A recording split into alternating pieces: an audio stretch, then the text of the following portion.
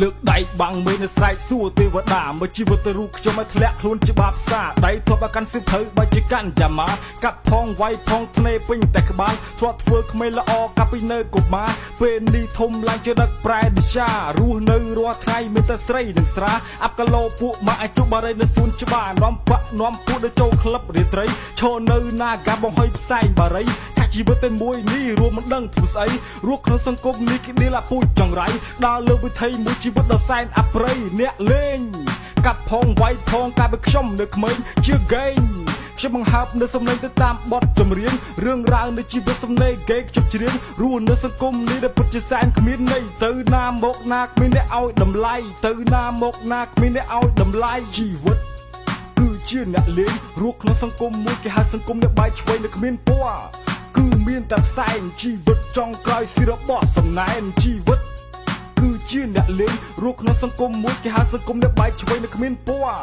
គឺមានតែផ្សែងជីវិតចុងក្រោយស៊ីរបស់សំណែនដើរលើវិថីហ្គេមជីវិតដូចកញ្ឆាម៉ែខំបដៅមិនចេះស្ដាប់មេបាដែលកំណត់ចេញឆក់ដើម្បីចង់បានដុល្លារជាប់ទោសជាប់ចង្វាក់ឯនាំអាស្រ័យដល់គ្រួសារដើរផ្លូវថោកទឹកគេហៅតែក្មេងបាប់សាមានម៉ូតូជីល្អលក់គ្រឿងខ្ទិះខ្ទីយកលុយប៉ាវស្រីទិញថ្នាំក្រវីលងក្នុងសង្គមនេះផងជឿនទាំងពីរយមរាជបើកធ្វើយមបាល់ក៏បញ្ជីមកតាហ្វា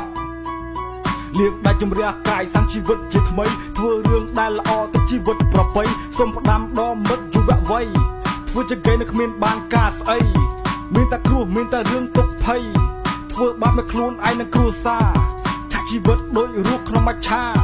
សង្គមនៅគ្មានអ្នកណាត្រូវការខំរៀនហើយកុំប្រឹងធ្វើការ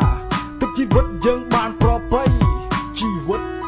គឺជាអ្នកលេងរស់ក្នុងសង្គមមួយគេហៅសង្គមអ្នកបែកឆ្វេងនៅគ្មានពណ៌គឺមានតែផ្សែងជីវិតចុងក្រោយស៊ីរបស់សំណែនជីវិត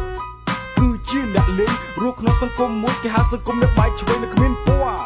គឺមានតែផ្សែងជីវិតចុងក្រោយស៊ីរបស់សំណែនមកក្មេងអាចខ្មាស់អាយុមិនទាន់18ឡើងទ្រឿងឡើងជើងក្បាលមិនទាន់ជុំបល័យចេះផឹកដូចចេះស៊ីដូចចូលក្លឹបរាត្រីនាំបាក់នាំពួកដើរលេងបង្អួតស្រីចុះមកនេះ